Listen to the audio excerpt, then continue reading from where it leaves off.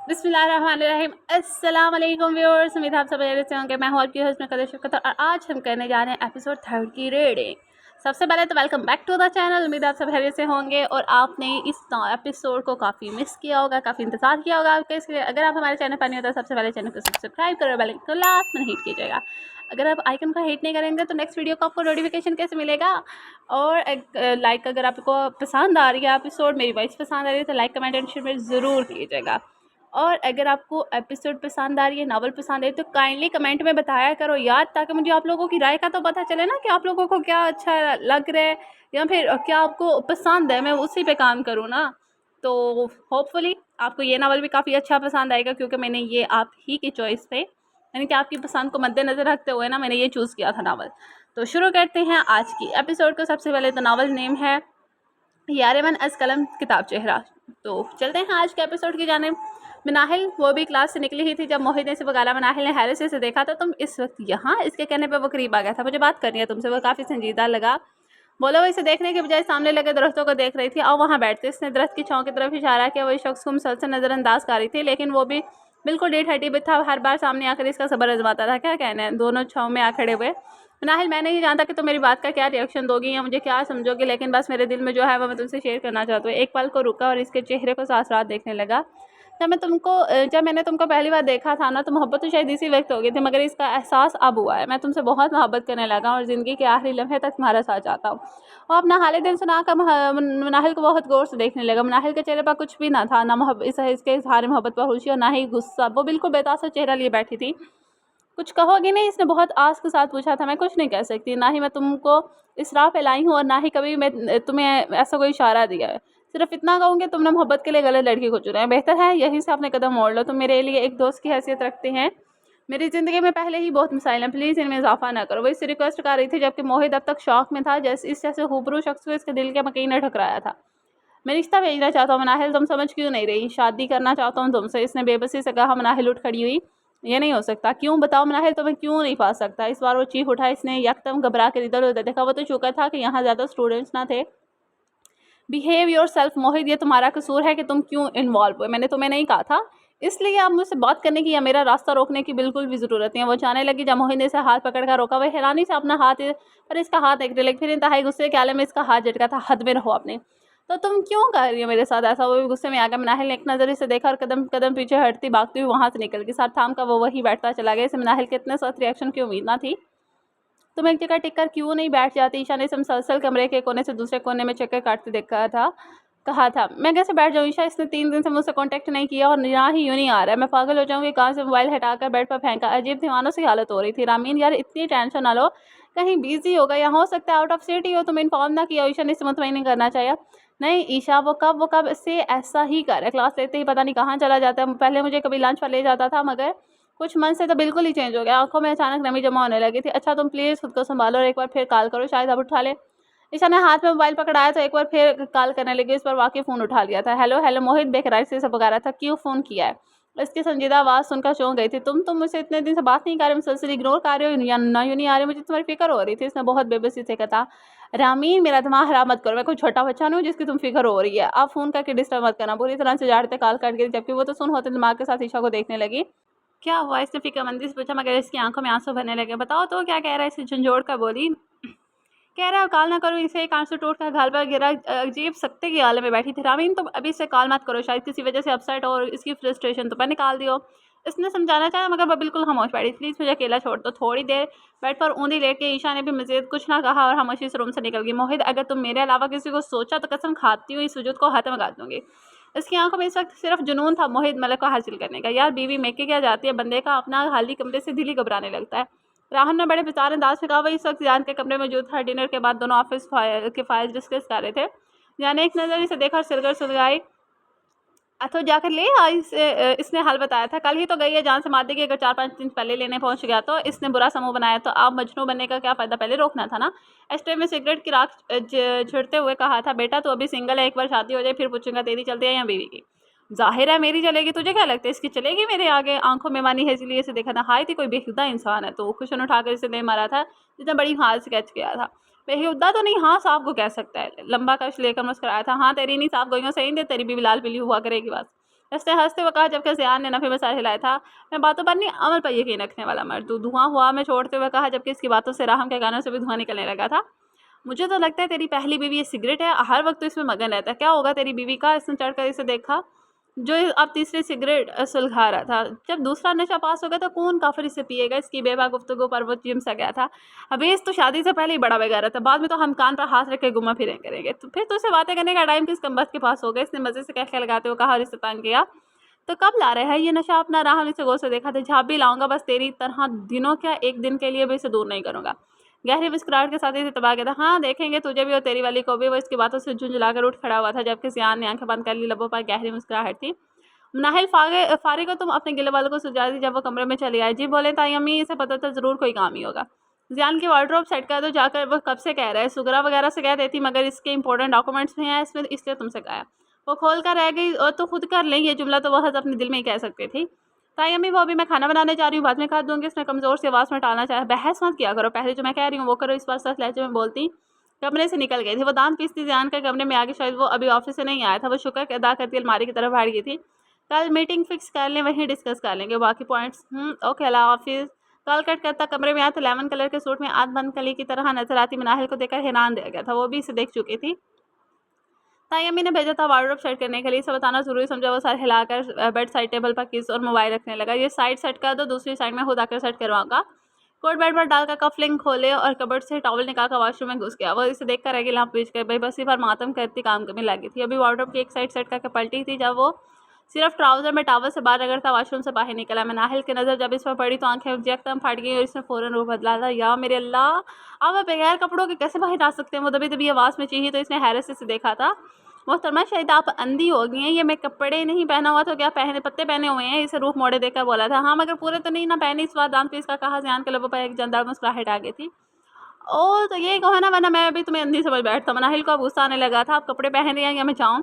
इसके अलमारी से टी शर्ट निकाल कर हाथ पीछे करके सदीजी से मुस्कुराते उसने थाम कर पहनी और इसके पीछे आकर खड़ा हो गया। चलो अब इन शर्ट्स की मैचिंग की टाई इनके साथ लगा। वार्डरोब खोलकर सारी टाई इसके हाथ में थमाई तो मनाहिल ने हैरत से इसे देखा, फिर टाई को देखा। लेकिन मुझे क्या पता आपकी शर्ट के साथ कौन सी टाई पहनते हैं? उसने लब का कोना दबाते हुए कहा। क्या मतलब है? तुम्हें ये भी नहीं आता? ज़ियान ने इसकी अकल पर मातम किया था। क्या मतलब है आपका ये भी नहीं आता? अब मुझे क्या पता मेल ड्रेसिंग के बारे में? इसे तो गुस्सा ही आ गया था। इधर आओ पागल लड़की, से खींच कर वार्डरोब के सामने किया और इसके हाथ से एक टाई ली और अलमारी से व्हाइट कलर की शर्ट निकाली। ये देखो, इट्स वाइट और इसके साथ कौन सी टाई सूट करेगी? वो इसको समझा रहा था, जबकि इसकी सारी तवज्जो अपनी पूछ पात थी, जो बार बार ज़ियान से टकरा रही थी। एक हाथ में शर्ट पकड़े, दूसरे हाथ से शर्ट पर टाई लगाता नाहिल को मुकम्मल अपने हिसार में ले चुका था। इसके वजूद से उठती खुशबू ने भी मुकम्मल तौर पर इसे अपने हिसार में ले लिया। वो यकदम इसके हिसार से निकलकर अलमारी के दरवाजे से देखें, अगर आपको वार्डरोब सेट करवानी है तो बोले, वरना मैं जा रही हूँ। इसने उधर उधर देखा, कहा। दिल तेज से धड़क रहा था, बस जल्द से जल्द यहाँ से जाना। ये तो ये काम कौन करेगा? इतना ही मसला था तो कह देती, मामा किसी और से सेट करवा देती। इसे भी गुस्सा आ गया। नाहिल ने थूक निकला। अच्छा दे, इसे शर्ट लेकर जैसे तैसे टाइम मैच करने लगी। वो भी रूह मोड़ कर मुस्कुराता दूसरी कवर्ड से शर्ट्स निकालने लगा। तकरीबन 10 मिनट के अंदर अंदर वो तमाम शर्ट्स अरेंज कर चुकी थी। ये ड्रॉर खोलो और वाचिस और परफ्यूम्स चेक करके रखो। नाहिल ने एक तरफ निगाह इस पर डाली और ड्रॉर खोलने लगे, मगर शायद कोई चीज़ अटक रही थी, जिसकी वजह से खुल नहीं रही थी। जब भी उसने अपना हाथ इसके हाथ पर रखा, हल्का सा झटका देकर खोल दी। नाहिल ने फौरन अपना हाथ खींचा। ज़ियान की नजरें इसकी सुराहीदार गंदल से होती गालों पर गई, जो हल्के हल्के गुलाबी हो रहे थे। अपने नाजुक लबों को बार बार काट रही थी। सर उठा के इसे देखा, जो इसे ही देख रहा था। इसकी आंखों में न जाने क्या था, वो एकदम गड़बड़ा गई। मुझे चची जान बुला रही थी, जल्दी से बोली तो वो भी जैसे नींद से जागा और नजरें फेर कर साइड में हो गया था। वो रूम से तेजी से निकल रही थी जब किसी से जोर से टकराई। आउच! अंधी और नजर नहीं आता तुम्हें? ईशा गुस्से से चीखी। वो इसके कंधे से टकराई थी। सॉरी, एक नज़र इस पर डालकर तेजी से बाहर निकल गई थी। इडियट, नहोश से कैसी जान के पास आगे जो वाटर बंद कर रहा था। ये यहाँ क्या कर रही थी? इसने जांच की निगाहों से देखा, जाने किन सोचों में था। कौन? मनाहिल। इसने चौंक कर इसे देखा और फिर अब इसे देख रही थी। हाँ वही, इसने बुरा सा मुंह बनाया। वार्डरोब सेट करने आई थी वो भी आम से अंदाज में कहकर बेड पर बैठ गया। वैसे आज आप यहाँ कैसे तशरीफ़ ले आई? इसने मुस्कुराकर इसे देखा। वो यकदम खिल उठी थी।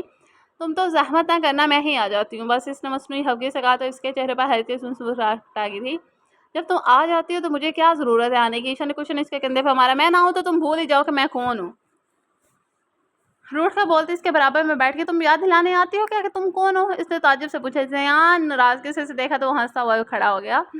आओ चलो तुम्हें अच्छा सा लंच करवाऊँ। आज भी बिजी स्केड्यूल की वजह से लंच नहीं कर सका किस उठाते हुए, जबकि ईशा इसके ऑफर पर सरशार से उठ खड़ी हुई।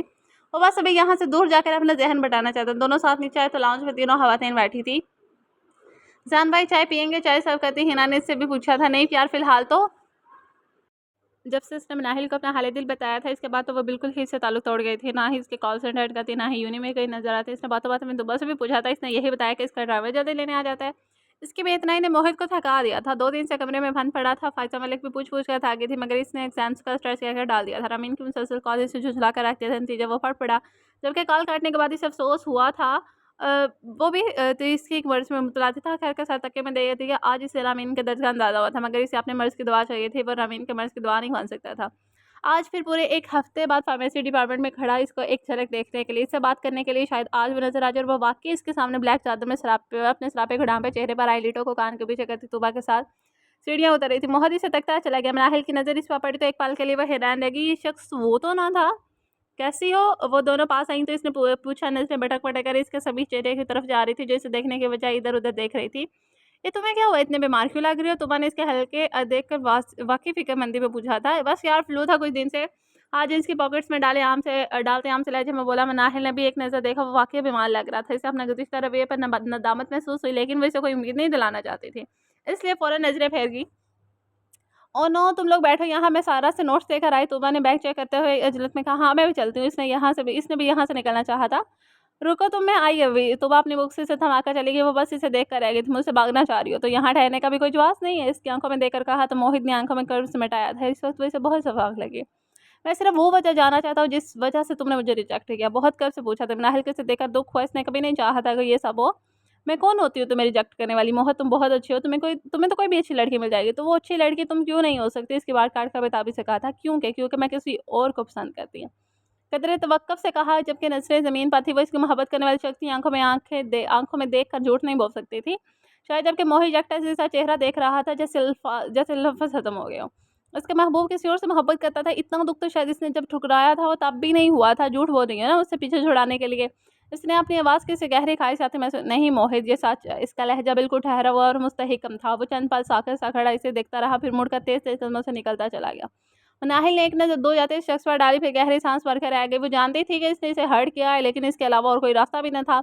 जैसी जिंदगी इसने गुजारी थी, वहाँ मोहित का जिक्र सिर्फ इसके दामन को दागदार कर सकता था। सर झटकती क्लास की तरफ बढ़ गई। वो जो मोहित का पीछा करती यहाँ आई थी, इस नाहिल के साथ खड़ा देखकर अब तक शौक किसी कैफियत में खड़ी थी। इसकी आंखें यकीन करने से इनकारी थी। वो जिस शख्स से मोहब्बत करती है वो मनाहिल का दीवाना था। बचपन से आज तक हर चीज़ मनाहिल से लाख दर्जे अच्छी पहनने वाली, हर मामले में कमतर समझने वाली, आज अपने महबूब के इसके कदमों में देखकर खड़े कर सकी थी। नहीं मनाहिल, कभी भी नहीं। वो सिर्फ मेरा ही से पाने के लिए मैं कुछ भी कर सकती। तुम हो यह चीज़। आंखों से आंसू रगड़ती पार्किंग एरिया की तरफ हट गई थी।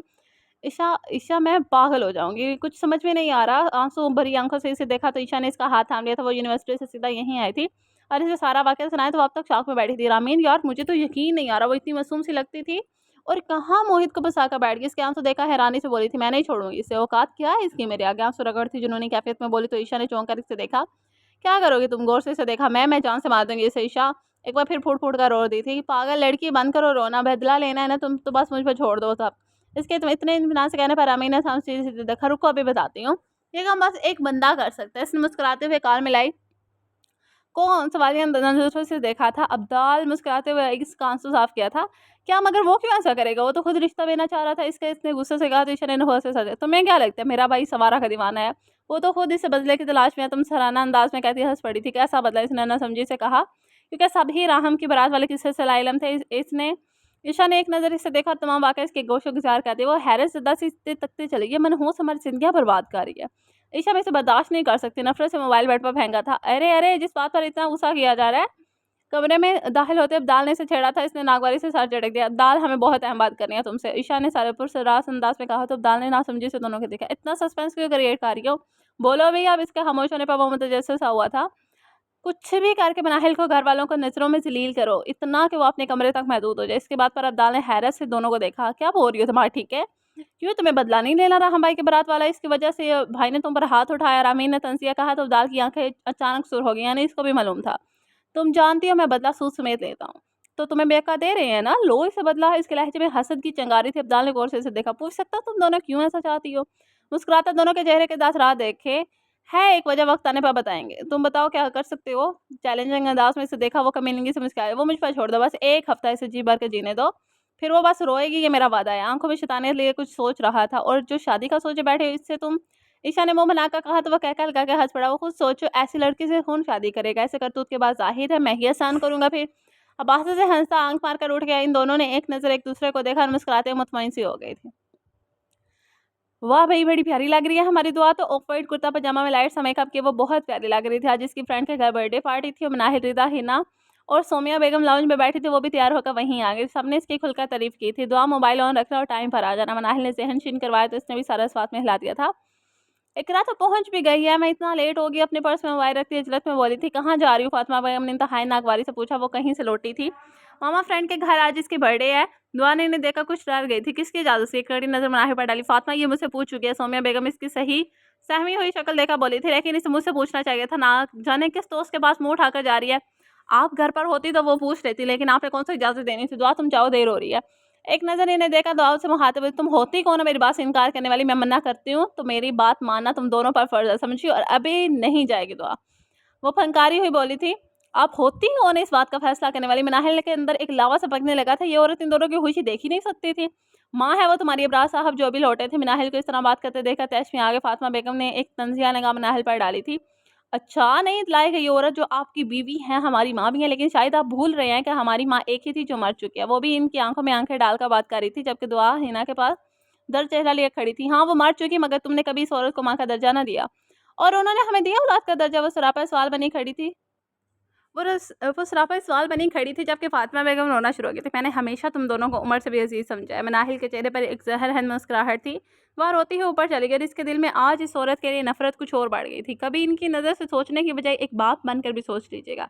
एक नज़र बाप को देखा, वो भी निकल गया। बराज साहब ने बस खामोशी से इसे जाते देखा। फातिमा एक पार्टी की ही तो बात थी, जाने देती बच्ची को। सोमिया बेगम को भी इनकी यह हरकत नागवार गुजरी थी। मैं इसका बुरा तो नहीं चाहती सोमिया, वो बराज साहब के सामने सफाई देने लगी, जबकि वो खामोशी से अपने कमरे में चले गए थे। ऊपर खड़े तियान ने इस पूरे मंजर को देखा था।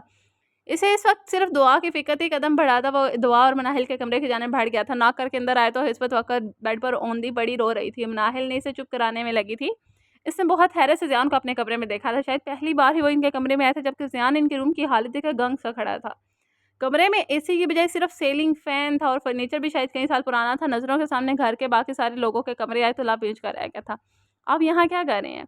मनाहिल ने अपनी हैरत पर काबू पाते हुए पूछा, जबकि दुआ ने भी झट से आंसू साफ किए थे। जाकर एक गिलास पानी लेकर आओ, इसे कहता दुआ के पास आ गया। इसने चंद पल इसे फिर देखा, फिर कमरे से निकल गई। बिल्कुल छोटी सी बच्ची लग रही है ऐसे रोते हुए। टिश्यू बॉक्स से टिश्यू निकाल कर इसे आंसू साफ किए तो अपने इतनी अपनाई पर इसे और रोना आने लगा। दुआ बस करो बेटा, इतनी सी बात पर इतना रोगी? दुआ ने आंसू भरी आंखों से इसे देखा। मैं इतना तैयार हुई, मेरी सारी फ्रेंड्स आ रही थी, कितना मजा आता है, इसने रोते हुए कहा। तो इसमें क्या मसला है, तुम अपनी बर्थडे पर बुला लेना। इन सबको ज़ियान ने हल बताया, मगर वो खुश ना हुए। मेरी बर्थडे थोड़ी सेलिब्रेट होती है, इसने रूठ कर वजह बताई। लेकिन इस बार जहाँ तुम चाहोगी वहीं सेलिब्रेट करेंगे। ज़ियान को बस इस मासूम सी बच्ची को चुप कराना था, चाहे इसे कुछ भी करना पड़ता। सच कह रहे हैं? दुआ ने हैरत से इसे देखा। इसने सारा सवाल में बिल्कुल सच। वो एकदम दुआ एकदम खुशी से खिल उठी थी और ज़ियान के गले लगी थी। थैंक यू ज़ियान भाई। ज़ियान ने मुस्कुरा कर इसका सर थपका, जबकि दरवाजे पर खड़ी मनाहिल ने हैरत से दुआ के खुशी से खिलते चेहरे को देखा। ज़ियान ने इसे प्यार से ला किया था। नहीं, जब काम हो जाए तब कहना। यही अभी उठो, जल्दी अच्छी सी आइसक्रीम खाकर आते हैं। खुद उठकर दुआ को भी खड़ा किया। जब इसकी नज़र मनाहिल के हैरत ज़रा चेहरे पर पड़ी। लो पानी पियो और जल्दी चलो। मनाहिल के हाथ से पानी लेकर दुआ को दिया। कहाँ जा रही हो दुआ? मनाहिल ने इसे नज़रअंदाज करके दुआ से पूछा था। आइसक्रीम खाने क्यों, मसला है कोई? थोड़ा इसके करीब झुका बोला तो इसने एकदम घबरा कर दुआ को देखा, जो मिरर में अपना हुलिया दुरुस्त कर रही थी। फिर इसे देखा, जो गहरी नज़रों से इसके चेहरे को देख रहा था। इसने जल्दी से नफ़ी में हिला दिया। वो दुआ के सामने इसे पंगा लेने की गलती नहीं कर सकती। वो मुस्कुरा पीछे हो गया था। अब भी आप चलेंगी? दुआ ने इसे भी पूछा, मगर वो नफ़ी में सारी लगी। छोड़ो दुआ, इसके लिए मिर्चों वाली आइसक्रीम कहाँ से ढूंढेंगे अब हम? इस पर मुस्कुराती निगाह डालता हंसती हुई दुआ को लेकर कमरे से निकल गया, जबकि वो दांत पीस कर रह गए थे। तुम आखिर क्या रही हो? एक हफ्ता होने वाला है और वो आराम से मजे से फिरती है। गुस्से से दाल पर चीखती तो स्पीकर में इसका कहका गुजा था। इतने बेताब क्यों हो रही हो? थोड़ा सब्र से काम लो। अब दाल की हंसी से मजीद तब आ गई थी। तुम हो ही नकारा, इससे अच्छा मैं खुद ही कुछ कर लेती। ख्वाम आयशा के चक्कर में तुम मुझे लूजर को ये काम सौंप दिया। जहरीले लहजे में कहती मैं मुसलसल कमरे में चक्कर काट रही थी। अच्छा तो क्या करती? रामीन बीबी आप इसे यूनिट से उठवा लेती, इसे सुलगाते ज़मीन बोला तो रामीन का दिल चाहे शख्स को खत्म कर दे। वैसे आइडिया बुरा नहीं है, कहो तो उससे उठलवा लेता हूँ। राजदाना अंदाज में हपासा से बोला। जहन्नम में जाऊँ, क्योंकि मुझे नहीं लगता तुम जैसे से कुछ हो सकता है। सिर्फ मार खाने के लिए पैदा हुए तुम। इस फतंस करती बोली तो अब्दाल को फ़ोन पर गिरफ्त मजबूत हो गई। अपनी हाथ में रहो, आई समझ। गुस्से से हार्दा फ़ोन काट गया। इसने झुंझलाकर मोबाइल बेड पर फेंका और सर पकड़ कर बैठ गई। दिल की आग बढ़ती चली जा रही थी। समझ नहीं आ रहा था इस फसाद की जड़ को कैसे खत्म करे। क्या बात है, मेरी प्रिंसेस इतनी परेशान क्यों बैठी है? आज काफ़ी दिन बाद ज़ियान ने इसके कमरे का रुख किया था। इसने सर उठाकर देखा तो वो दरवाजे पर खड़ा था। भाई नहीं तो?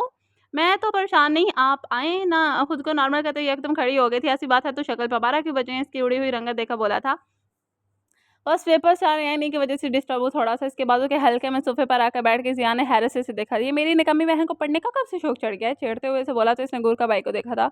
जी नहीं, अब पढ़ती भी हूँ मैं, आप तो बिज़ी रहते हैं, पता ही नहीं होता आपको मेरे बारे में। आप रूठ कर बोली तो इसके शिकवे पर हँस पड़ा था। बस अब शिकवे मत शुरू करो, उठो खाना खाओ फिर अच्छी-सी चाय पिलाओ। इतने दिन से चुशांदा नहीं पिया मैंने।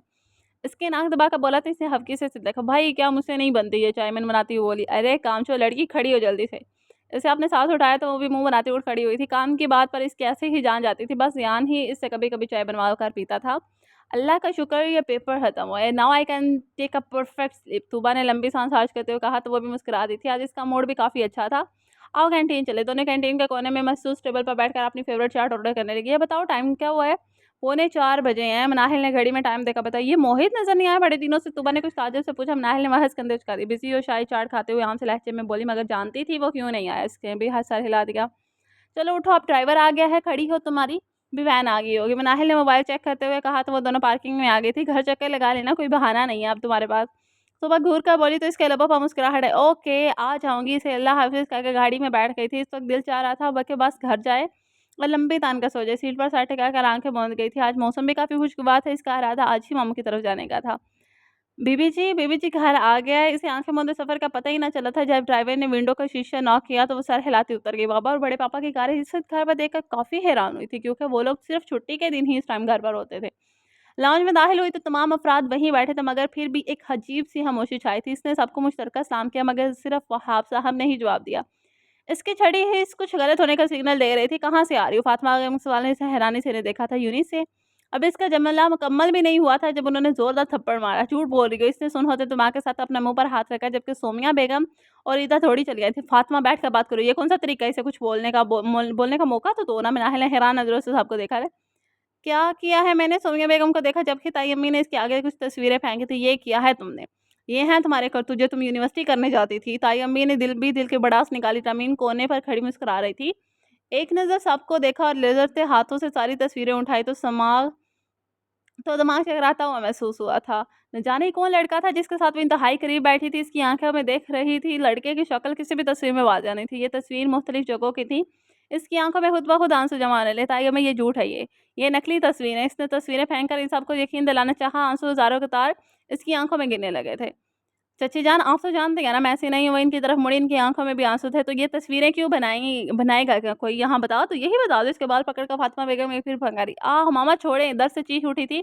ज़ियान की जब से आँखें सुर्ख हो रही थी। मनाहिल को मैंने भी एक लड़के के साथ देखा था। इसे समझना चाहा, मगर इसने मुझसे बहुत बदतमीज़ी की थी। रामीन की बात सुनकर अबरार साहब भी उठ खड़े हुए थे। क्यों झूठ बोल रही हो रामीन? अल्लाह से डरो। मनाहिल ने बेयकीनी से इसे देखा।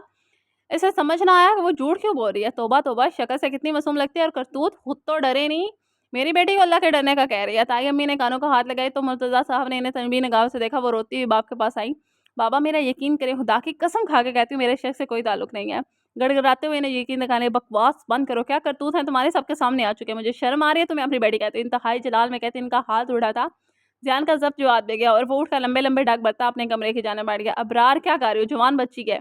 मुर्तज़ा साहब गिरते हुए खड़े हुए थे। ऐसी होती हैं बेटियाँ, इससे तो अच्छा था ये भी अपनी माँ के साथ मर जाती। एक नफ़रत भरी निगाह डालते निकलते चले गए थे। तमाम नफूस खामोशी से ये तमाशा देख रहे थे, जबकि वो ज़मीन पर पड़ी मुँह पर हाथ रख के सिसक रही थी। आज इसकी ज़ात आबरूमान सब खत्म हो गया था। लाउंज इसकी सिसकियों से गूंज रहा था। तमाम अफराद एक अफसरदा निगाह इस पर डालते अपने कमरे की जानिब बढ़ गए। आप ही उठो प्लीज़, कमरे में चलो। दुआ ने रोते हुए उसे उठाया। हिना और रीता भी इसके पास आ गए। होंठ से खून रस रहा था। इसके निढाल वजूद को उठाकर कमरे में लाई तो एक बार फिर तड़प कर रोने लगी। रीता और हिना की आंखों में भी आंसू थे। माही हम जानते हैं कि किसी ने तुम्हें फंसाने की कोशिश, प्लीज़ मेरी बहन चुप हो जाओ।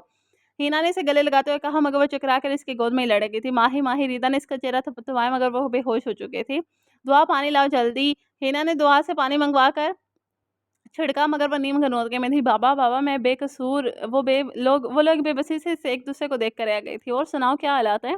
वो तीनों इस वक्त रेस्टोरेंट में बैठे थे। सब जैसा सोचा था वैसा ही हो रहा है। कमरे तक महदूद हो गया। रामी ने मुस्कुराते हुए कहा। तुम वो दोनों भी मुस्कुरा उठे थे।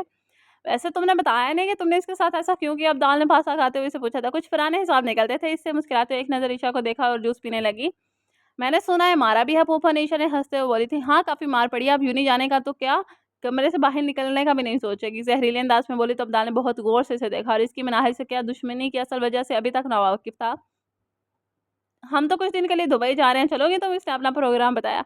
नहीं, तुम लोग जाओ, अभी घर कम खोला, ऐसा नहीं है कि मैं पिकनिक करती फिरूँ। इसने भी कुछ सोचते हुए कहा तो वो भी सर हिलाकर जूस पीने लगा। मैं आऊँगी आज, ज़रा देखूँ तो क्या हाल में है? ईशा ने मज़े लेते हुए कहा तो वो दोनों भी वहाँ हँस पड़े, लेकिन अमीन को अभी किसी और बात की फ़िक्र थी जो इसे चैन नहीं लेने दे रहे थे, क्योंकि वो कब से मोहित को कॉल करने की कोशिश कर रही थी, मगर वो इसका फ़ोन मुसलसल बज जा रहा था। बेचैन सी बैठ के अपनी ही सोचों में उलझी थी। तौबा है, फूफो शक्ल से कितनी मासूम लगती है और करतूत। इसने हैरानगी से फ़ाइका बेगम को देखा था। बस पेड़ा, मैं तो खुद हैरान हूँ, हम सब के सरों में हाथ डालकर बैठ गई है। फ़ाइका बेगम ने चाय पीते दुख से कहा, यूनिवर्सिटी जाएगी अब? वो ईशा मुतजस्सिस हुई। किस बात की यूनिवर्सिटी? इतने करतूत कर रही है, बस भागने की देर थी। शुक्र है वो तो किसी अल्लाह के बंदे ने इसके करतूतों की तस्वीर खींच ली और हमें भेज दी। फातिमा बेगम ने नहायत हकारतमेज़ अंदाज में कहा तो रामीन बैठी मुस्कुरा रही थी। ईशा को भी हंसी आगे से एक अनजानी सी हुई जो रही थी मनाहिल का किरदार को दाग दाग करके। चलो ये भला घर वालों की नज़रों में बुरी बनी, वरना इसके पास आई के ड्रामे ही खत्म नहीं होते थे। जूस का सिप लेते इसी बारे में सोच रही थी, जिसकी वजह से इसको हर वक्त खतरे की घंटी बजती महसूस होती रहती थी। मुसलसल एक हफ्ते से वो इसे फ़ोन करने कर रही थी, मगर इससे अब तक कोई राब्ता ना हो सका था। ईशा से भी मालूम कराना चाहा, मगर वो दुबई जा चुकी थी। आज वो खुद मोहित के घर पहुंच गई थी। लाजवा ने इसे ड्राइंग रूम में बिठा दिया। मोहित कहाँ है? इसने फ़ौरन पूछा। मैडम जी, मोहित साहब तो एक हफ्ता पहले इंग्लैंड चले गए और बेगम साहब अब आई गई हैं, बस आने वाली होंगी। लाजमा तफसील बता रही थी, जबकि वो बिल्कुल सुन बैठी से यकीन आया। वो बगैर बताए चला गया। कब वापस आएंगे? वो खुद को संभाल कर पूछा। ये तो नहीं पता मैडम जी। इसने लालमिन का इजहार किया तो वो भी उठकर खड़ी हुई। मुलाजमा ने रोकने की कोशिश की, मगर वो इसे नजरअंदाज करती बाहर निकल गई थी। मोहत, तुम मेरा साथ क्यों कर रही है? ऐसा प्लीज ना तड़पाओ मुझे, मैं मार जाऊंगी। गाड़ी में बैठते ही आंसुओं का रेला बंद तोड़ कर गया था। इसे समझ नहीं आ रहा था कि वो क्या कर जाए। मनाहिल के लिए दिल में मजीद नफरत उबलने लगी थी। सब तुम्हारी वजह से हुआ है मनाहिल, अल्लाह करे तुम मर जाओ। आंखों में गुस्सा और बेबसी लिए ड्राइविंग स्पीड तेज कर दी थी। वो बल्कनी में खड़ा सिगरेट पे सिगरेट सुलगा रहा था। सर फोड़े की तरह दुखने लगा। बार बार वही तस्वीरें इसकी आंखों के सामने आ रही थी। दिलो दिमाग यकीन करने को तैयार ना था कि मनाहिल जैसी लड़की इस हद तक गिर सकती है। ऊपर से रामीन की बातों ने इन तस्वीर की सच्चाई पर मुहर लगा दी थी। समझ नहीं आ रहा था कि इस लड़की के साथ वो क्या कर दे जब राहम ना करके कमरे में आया था। इस पूरे हफ्ते में इसकी हालत भी इससे मुख्तलिफ ना थी। पूरे घर में एक तनाव की सी कैफियत थी। तुम्हें क्या लगता है मनाहिल ऐसा कुछ कर सकती है? राहम ने इसकी सुर्खती आंखों में देखा पूछा। मैं नहीं जानता, मगर इन तस्वीर को देखने के बाद सब कुछ वाज़ेह है। बेतासर अंदाज में कहा, जबकि अंदर उबाल उठ रहे थे। मेरी बहन ऐसी नहीं है ज़ियान हैदर, वो मुझे रिदा की तरह अजीज़ है। राहम ने सख्त लहजे में कहा तो ज़ियान ने एक नज़र से देखा था। मैं जानता हूँ राहम, लेकिन अगर ये झूठ था तो इस तरह सीधे खुद को कमरे में बंद नहीं करना था। इसके बाद फराहम की बेबसी से ग्रिल पर गिरफ्त मजबूत हुई। ज़ियान, ये तस्वीरें फैब्रिकेटेड भी हो सकती हैं, ऐसा काम कराना मुश्किल नहीं है। इसने भी हार ना मानी थी। और कोई क्यों करेगा ऐसा? इसकी कौन सी किसी से दुश्मनी है? इसने साथ झटका। क्यों नहीं हो सकती? जब कोई कोरियर से ऐसी पिक्चर्स भिजवा रहा है, इसका और क्या मतलब होगा? ज़ियान भी इसकी बात से मुतफिक था। वो वाकई गलत नहीं कह रहा था। तो तुम अब क्या चाहते हो? वो इस सारी बहस की वजह जानना चाह रहा था। मैं इन पिक्चर्स को एक बार चेक करवाना चाहता हूँ। वैसे तो मुझे इस पर पूरा यकीन है, लेकिन घर वालों की तसल्ली के लिए ऐसा चाहता हूँ। ज़ियान ने इसके चेहरे पर मनाहिल के लिए तकलीफ देखी थी, फिर भी सारा इस बात में हैरान गया था। ठीक है, मैं एक बंदे को जानता हूँ, एक हफ्ते में तक वो रिपोर्ट दे देगा। सिगरेट को पैरों से मसल कर आसमान की तारीकी को देखने लगा। राहम भी इसका कंधा थपथपा कर कमरे से निकल गया था।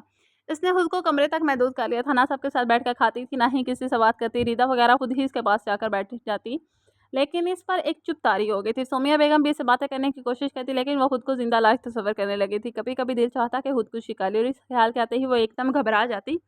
फिर नमाज में खूब रोकर अल्लाह से सुकून मांगती। वो सोच सोच कर थाकी थी कि कि इसके साथ ऐसा कौन कर सकता है अलावा मोहित के। इसने रिजेक्शन का इतना भयानक बदला लिया था। इसका फ़ोन भी शायद कहीं बंद पड़ा था, लेकिन इसे अब किसी चीज़ की परवाह नहीं थी। और रामीन का इससे क्या ताल्लुक था, जिसे इतनी बड़ी तोहमत इस पर लगाई? इसने तो कभी रामीन की ज़िंदगी में दाखिलत नहीं की थी। वो तो सिर्फ थोड़ी सी इंटरटेनमेंट के लिए इसकी ज़ात की धज्जियाँ उड़ा दी थी। जामिया कब से अकेली छत पर बैठी थी, जब किसी के कदमों की आहट पर एकदम चौंक गई थी। मोड़ कर देखा तो फिर सामने ग्रीन टी शर्ट और ट्राउज़र में ज़ियान खड़ा था। शायद जिम में एक्सरसाइज करने आया था। वो इसके बराबर से निकल कर जाने लगी, जब इसके पैर पर बोली कि मगर पलटी नहीं थी। मुझे बात करनी है तुमसे। इसकी पूछ देखा मनाहिल मुड़ का बेतासर नज़रों से इसे देखने, लेकिन मुझे नहीं करनी कहकर जाने लगी, जब ज़ियान इसका हाथ पकड़ा और जिम में ले आया था। छोड़े मुझे, झटके से हाथ छुड़ाया, गुस्से से इसे देखने लगी। वो इसके करीब आ गया। मुझे बस इतना बता दो, ये किसने किया है तुम्हारे साथ? इसकी आंखों में आंखें डालकर बहुत नरमी से पूछा गया। वो हैरानगी से इसे देखने लगी। मुझे बताओ मनाहिल, किसने बनवाई है वो फेक पिक्स? इसने एक बार फिर पूछा, मगर वो तो जैसे सख्ते की कैफियत में से देख रही थी। इसकी माँ और बहन इस पर इल्ज़ाम लगा रही थी, और वो ये इसे एकदम गुस्सा आने लगा। क्यों, आपको नहीं पता मेरे बॉयफ्रेंड था? वो इससे अभी बात मुकम्मल नहीं की थी, जब ज़ियान ने ज़ोर से दीवार पर पंच मारा था। जस्ट शट अप मनाहिल है, तो वो दहाड़ा उठा। मनाहिल सहम कर दीवार से लागी थी। आइंदा ऐसी बकवास की तो ज़ुबान गद्दी से खींच लो का। इंतहाई धीमे लहजे में मगर सर्द लहजे में कहा गया था। मनाहिल अपनी हथेलियां बिकती महसूस हुई थी। आपने शायद अपनी बहन के मुँह से सुना नहीं, वो मुझे रोज़ किसी न किसी लड़के के साथ देखती थी। हैरत है आपको अभी तो अभी शक है।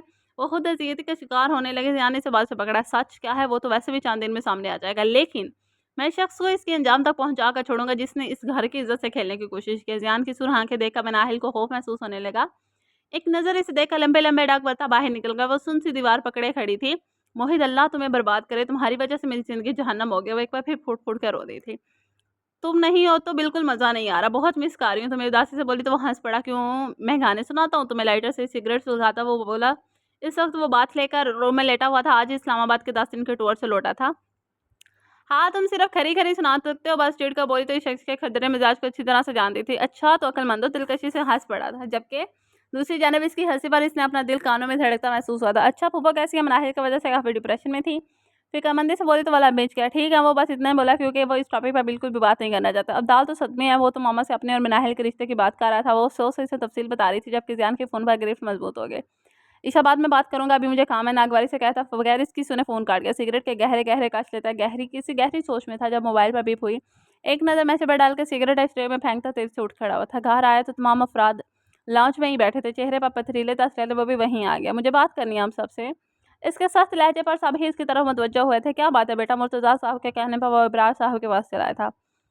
चाचा मैंने पिक्चर्स की इन्वेस्टिगेशन करवाई थी, ये इसकी डिटेल्स हैं। इसके सामने एक लिफाफा रखा तो लाउंज में बैठे तमाम अफराद चौंक उठे थे। कैसी डिटेल्स? वहाब साहब लिफाफा खोलकर डिटेल्स देखने लगे। अबरार साहब भी हैरान हुए थे। जैसे-जैसे तफसील पढ़ रहे थे इनके तासुरात बदलते जा रहे थे। अबरार मैंने कहा था ना वो तस्वीरें झूठी हैं, हमारी नाहिला सकार ही नहीं सकती। वहाब साहब ने खुशी से इन्हें पेपर थमाया मगर वो गंग अंदाज में इन्हें देखकर वो पेपर पढ़ते यकदम सोफे पर बैठ गए। आज वो खुद को ज़मीन में धंसता हुआ महसूस कर रहे थे। एक नज़र उन्होंने वहाब साहब पर डाली। वो चीख-चीख कर कहती रही मगर किसी ने इसकी ना सुनी। और छोटी ताई आप तो माँ होने का दावा करती थी ना। इन दोनों की क्या माएँ ऐसी होती हैं कि सबके सामने अपनी औलाद के किरदार की धज्जियाँ उड़ा दे। राहम आज फिर फट पड़ा था। फातिमा बेगम नज़रें चुराने लगी थी। अब हमें क्या पता था कोई झूठी तस्वीरें बनाकर भिजवाएगा। अब वो अबरार साहब की तरफ देखकर बोली जो बिल्कुल खामोश बैठे थे। रामीन को आज अपने भाई पर शदीद गुस्सा आया था। इसके किए किराए पर पानी फेर गया। वो तो शुक्र था अब्दाल पाकिस्तान में नहीं था, नहीं कहीं वो पकड़ा ना जाता। क्या कल को उमर के बारे में भी कोई झूठी खबर देगा तो आप तब भी यही करेंगे? वो एकदम चुप सी हो गई थी। बेटा रहने दो, हमारी मनाहिल बेगुनाह साबित हो गई है, हमें और कुछ नहीं चाहिए। मुर्तज़ा साहब ने माहौल की कशीदगी को कम करना चाहा तो राहम बस एक तसीफ़ी निगाह इन पर डालता कमरे की जानिब बढ़ गया था। पिलर के पीछे खड़ी मनाहिल भी हट गई थी। वो जिस शख्स को सुनने खड़ी थी इसके बाद उन्हें एक लफ्ज़ भी ना कहा था। कमरे में आकर एक बार फिर इसकी आंखों से आंसू गिरने लगे थे। अपने कमरे में जाते ज़ियान की नज़रें इसके कमरे के बंद दरवाजे पर पड़ी थी। अभी इसे इस शख्स तक पहुंचना था जिसने यह हरकत की मगर कोई सिरा हाथ नहीं आ रहा था। सर झटकता कमरे की तरफ बढ़ गया था। इस दिन के बाद इसने अबरार साहब का सामना करना छोड़ दिया था। ना ही वो रात को सबके साथ खाने पर होती, ना ही सुबह नाश्ते पर। बस ये हुआ था कि अब बाकी घर वालों में मिलकर बैठने लगी थी। मामू की फैमिली में यह बात किसी को ना पता नहीं थी। वो 2 दिन से यहाँ आई हुई थी। इसका हैदर पैलेस के दरो दीवार से दिल घबराने लगा था, इसलिए वो मामू के पास आ गई थी। क्या हर वक्त बूढ़ी रूहों की तरह खामोश बैठी रहती हो? अली ने पीछे से आकर चपड़ लगाई। वो घूरने लगी। मैं क्यों होने लगी? तुम ही होगे। चिढ़कर इसे कुशन मारा था। वैसे भाई की बात से मैं भी इत्फाक करूंगी कि हैदर फैमिली वाले बड़ी मुर्दा दिल हैं। चाय लेकर आती तुबा ने भी हंसते हुए कहा। वो तीनों इस वक्त लाउंज में बैठे थे जो बहुत बड़ा तो ना था मगर खूबसूरती से सजाया हुआ था। बाकी सबका पता नहीं लेकिन मैं बिल्कुल इस लिस्ट में शामिल नहीं हूँ। इसने गर्दन अकड़ा कर कहा तो अली जोर से हंस पड़ा था। बेटा शुरुआत आपसे ही होती है, अली ने मुदब्बराना अंदाज में कहा। बहुत बोल रहे हो। मैं बोलने पे आई तो भागते नजर आओगे। मनाहिल ने मैंने हंसी से आंखें घुमाई तो अली यकदम कड़वाया। क्या बताओगी? मुझे भी बताओ। तुबा ने तजस्सुस से पूछा तो अली ने आंखों ही आंखों में से वान किया था। कुछ नहीं, मजाक कर रही थी। अली की शक्ल देखकर खिलखिलाकर हंस पड़ी थी। भाई कहीं बाहर चले, ये बूढ़ी रूह घर में पड़े पड़े सड़ जाएगी। तुबा ने घूरते हुए कहा तो मनाहिल ने इसकी तरफ कमर पे हाथ मारा था। चलो उठो दोनों चलते हैं बाहर, अम्मी को बता कर आओ नीचे जल्दी। कीज उठाता बोला तो वो दोनों भी उठ खड़ी हुई थी। अली ने पर कॉन्टिनेंटल में इन्हें ट्रीट दी थी। काफ़ी खुशगवार माहौल में तीनों डिनर कर रहे थे, साथ साथ नोक झोंक जारी थी। मनाहिल की किसी बात पर हंसी निकली और मुंह पर हाथ रखकर हंसने लगी। जब दो निगाहों ने बहुत गौर से इसे देखा तो मनाहिल की गैर इरादी नजर पड़ी तो एकदम हंसी को ब्रेक लगी और फौरन संभल गई। वो इसे देख रहा था नहीं, शायद घूर रहा था। गुस्से से मनाहिल अपनी निगाहें झुका ली थी। तूबा ने हैरत से इसके तासरात को बदलते देखा, फिर नजर उठाकर सामने देखा तो ज़ियान हैदर अपने शहजादों के सियान बान के साथ कुछ बिजनेस कलीग्स के साथ बैठा था। शायद इसका ऑफिशियल डिनर था। तुम्हें क्या हो गया जो ऐसे मुंह में सुझा कर बैठ गई? भूत देख लिया क्या? अली ने हैरत से इसके सीरियस चेहरे को देखा। भूत को तो नहीं, अलबत्ता हैदर पैलेस के दियो को जरूर देख लिया। तूबा ने हंसते हुए कहा तो अली ने हैरानगी से इन दोनों को देखा, फिर मुड़ने लगा तो मनाहिल ने रोक दिया। क्या एहसान भाई हैं? इसने कड़वा सा मुंह बनाकर कहा तो अली ने कहकर जानदार था। आओ मिलकर आते हैं। अली ने मुस्कुराते हुए कहा। हाँ, ताकि वो यहीं से मुझे पकड़ कर घर ले जाएं। अली ने इसे गोरा था। एक तो ये बंदा भी बड़ा जिद्दी है, इसने तबसरा का नजर हुई समझा। चलिए खड़े हो, अब 11 बज रहे हैं, मनाहिल ने खड़ा करना चाहिए। ढाका भाग रही हो, तुबा ने हँसते हुए उसे छेड़ा तो वो घूरने लगी। मैं क्यों डरने लगी इनसे, हैं कौन वो? वो तुबा ने भर हँसता कहा तो मनाहिल को भी हँसी आ गई, लेकिन दिल ही दिल में वो वाक़ई इस त्यो से डर गई थी, कहीं अभी पकड़ के घर ना ले जाए। खुद पर आप भी इसकी नज़रें महसूस कर सकते। चलो उठो भी, अब वो इन दोनों को ज़बरदस्ती उठाकर बाहर ले गई थी, मगर शायद आज किस्मत कुछ और ही लिखा था। कार ने स्टार्ट होने से इनकार कर दिया था। क्या हुआ? इन दोनों ने पूछा। पता नहीं, आई थिंक इंजन में प्रॉब्लम है। उतरकर इंजन चेक करने लगा। अभी वो लोग पार्किंग में ही खड़े थे जब वो वहीं आ गया था। Any problem? अली को मोड़ पर झुके देख करीब आ गया। वही चेक कर रहा हूँ यार, बस खुशदिली से हाथ मिलाते हुए बोला। छोड़ो इसे, इतनी रात को ऐसे खड़े होना ठीक नहीं है, मैं मैकेनिक को फ़ोन कर देता हूँ, वो छोड़ जाएगा घर, तुम आओ। इसने हाल बताकर चलने का इशारा किया था। यार तुम्हें मसला हो जाएगा आउट ऑफ वे जाने में। अली ने इसे मना करना चाहिए। नो प्रॉब्लम यार, चची जान ने वैसे भी मनाहिल को लाने का कहा था। मेरी मीटिंग कुछ तवील हो गई थी। खैर ये रास्ते में ही मिल गई। एक नज़र कार में बैठी मनाहिल को देखा, जबकि तूबा को भी अपनी हंसी कंट्रोल करना दोबर हो गया। मनाहिल ने जोर से इसकी कमर में मारा। तुम्हारा ना मैं यहीं दम निकाल दूंगी। आई समझदार पीसते हुए बोली थी। यार मैंने इन्हें दियो ऐसे ही नहीं कहा था, तूबा ने खी करते हुए कहा था। चलो गर्ल्स नीचे उतरो। अली के कहने पर दोनों उतरकर ईरान की लैंड क्रूजर में आकर बैठी थी। मनाहिल ने इख्तिजाजन गाड़ी का दरवाजा जोर से बंद किया और विंडो से बाहर देखने लगी। अली जियान के साथ आगे बैठा था। वो दोनों बिजनेस की न जाने कौन सी बातें कर रहे थे और तोबा इन दोनों की बातें सुन रही थी, जबकि वो बाहर के मनाजर को घूर रही थी। इसे पता था चची जान ने नहीं बुलाया, बल्कि क्योंकि शाम में ही तो इसकी इनसे बात हुई थी। एक बार फिर थैंक्स यार, अली ने शुक्र अदा किया, जिस पर वो हल्के से मुस्कुराया और मुड़कर इसे देखा तो तोबा तरस चुकी थी। जाओ सामान लेकर आओ फ़ौरन, इसे ऑर्डर दिया था। मैं कल होट ड्राइवर के साथ आ जाऊँगी। इसने होट का कोना दांतों तले दबाते हुए कहा। बगैर के सामान के जाने तो बता दो। इसकी आंखों में देखकर सस्ती से कहा तो वह झटके से उतर के तन फन करती ऊपर चली गई थी। ठीक 5 मिनट बाद वो अपना हैंड कैरी लिए वापस आई और पीछे की सीट पर आगे आओ, नहीं तो क्या करेंगे, छोड़ जाएंगे यहाँ तो छोड़ जाएं, फाड़ खाने वाले अंदाज में कहा तो जियान ने इसे घुरते हुए कार स्टार्ट कर दी थी। अली ने दूर से हाथ हिलाकर खुदा हाफिज किया था। पूरा सफर खामोशी से काटा था। वो घर पहुंचकर घर पोर्च में गाड़ी रुकते ही 1 सेकंड की भी देर किए बगैर अंदर की जाने बाड़गी से दूर जाता देखकर सनफी में सर हिलाता वो भी कार से उतर गया था।